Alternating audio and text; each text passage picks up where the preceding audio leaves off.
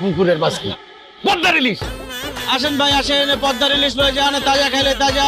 আসেন আসেন, পদ্মার ইলিশ লয়ে যান। আরে কি ডাকস, ঠিক মতো ডাক দে। তোর এই ডাক তো কেউ শুনে না, সব তো অন্য দোকানে চলে যেতেছে। এমনি ডাকবি, এই পদ্মার ইলিশ আসেন লয়ে যান, এমনি ডাকবি। আব্বা এটা আমার গলা, মাইক না। এর থেকে জোরে ডাক দিলে আমার গলার রক ছিঁড়া যাবো।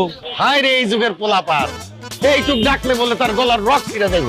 আরে তোর বয়সে আমি যে ডাক দিতাম সেইটাকে কারণ বাজার থেকে লোক আইসা পড়তো। ঠিক মতো ডাক দে, আর 10টার মধ্যে সব মাছ বেচা চাই। বয় হেনে, আমি একটু পান খাইতেছি। এই আসেন ভাই আসেন, লয়ে যান পদ্মার ইলিশ, তাজা তাজা ইলিশ।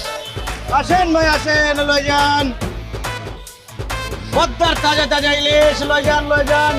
হ্যালো গাইস, আমি সুইটি আছি আমার আজকের ব্লগে এবং আজকে আমরা চলে এসেছি ঢাকার ঐতিহ্যবাহী একটা মাছ বাজারে। আজকে মাছের বাজার ঘুরে ঘুরে আপনাদের দেখাবো, আর আজকে আমি আপনাদের সাথে শেয়ার করব মাছ কম দামে কেনার একটা নিনজা টেকনিক। সো আজকের ব্লগে কিন্তু অনেক ফান থাকবে, অনেক মজা থাকবে। Stay tune and follow me. Guys, আজকে কিন্তু মাছের বাজারে অনেক ধরনের মাছ আছে। আমরা দেখছি এখানে চিংড়ি মাছ আছে, দ্যাট ইজ মাই ফেভারিট। বোয়াল মাছ আছে, আরো ছোট ছোট অনেক মাছ আছে। তবে মাছের বাজারে কিন্তু একটু কাদা, সো একটু যারা আসবেন সাবধানে আসতে হবে। এখানে কিন্তু দেখেন অনেক টাইপের মাছ আছে। এই যে ছোট ছোট চিংড়ি মাছ আছে, আমি আপনাদেরকে একটু দেখাই। এই যে সি কি কিউট চিংড়ি মাছ। আরো অনেকগুলো মাছ আছে যেগুলোর নাম আমি জানি না, সো আমি সবার সঙ্গে কথা বলে কিন্তু নামগুলো জানবো। Follow me. পদ্মার ইলিশ গাইস, লয়ে আমরা যান। কিন্তু এখন একটা চলুন মাছওয়ালার সাথে কথা বলি। এই যে মাছওয়ালা ভাইয়া, আপনার নাম কি? রুইতন। না না, মাছের নাম জিজ্ঞেস করছি না, আপনার নিজের নাম কি? আমার নামই রুইতন, রুইতন খান। আমার বাবার নাম বাঙ্গাস খান, আমার দাদার নাম Katla Khan. Oh my god, that's very surprising guys. খুবই ইন্টারেস্টিং কিন্তু ব্যাপারটা।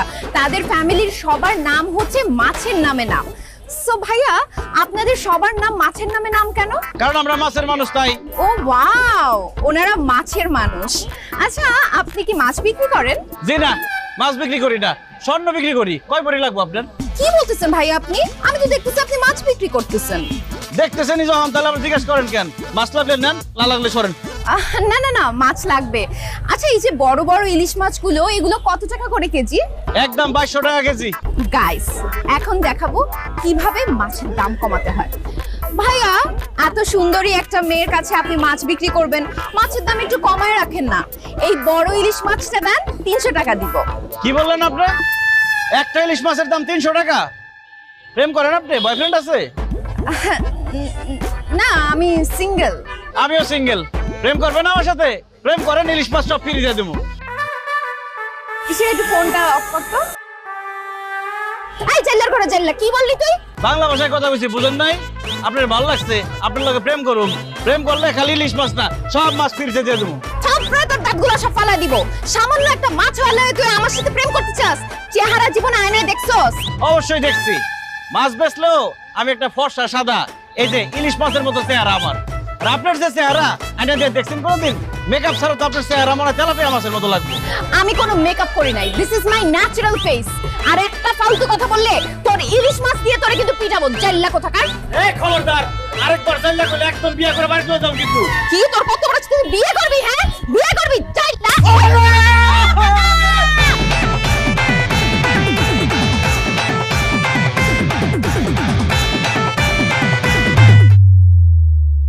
রুই কাতল তেলাপিয়া পাঙ্গাস, যার ভালো লাগে যে মাছ, সবই আছে হাতের কাছে, কিনতে হবে করে হুশ।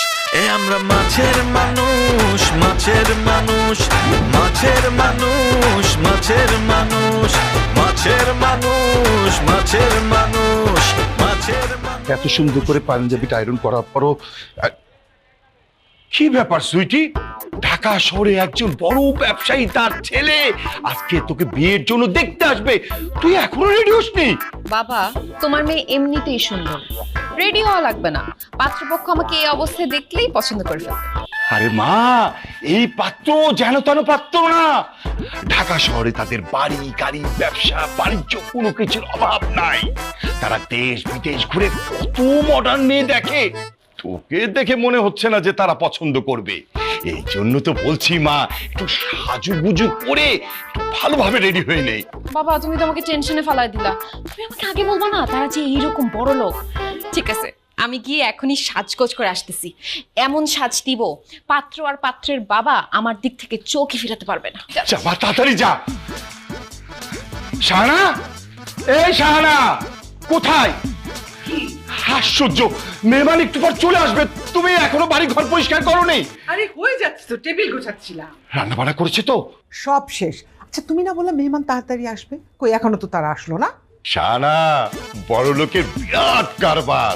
তারা লেট করে ঘুম থেকে উঠবে, লেট করে তারা খাওয়া দাওয়া করবে, লেট করে কোথাও যাবে, আর সবাই তাদের জন্য অপেক্ষা করবে, এটাই তো স্বাভাবিক। শাহানা, আল্লাহর কাছে দোয়া করো যেন পাত্রপক্ষ আমার মেয়েকে পছন্দ করে, বিয়ে করে, তাহলে আমার মেয়ের লাইফ সেটেল, আমাদের দুজনেরও লাইফ সেটেল। ইস, তুমি এমন ভাবে কথা বলতেছো যেন আম্বানি পরিবারের ছেলে তোমার মেয়েকে দেখতে আসতেছে। শাহানা, যে পাত্র আর তার বাবা আসতেছে তার আম্বানি পরিবারের চেয়ে কোনো অংশে কম নাই।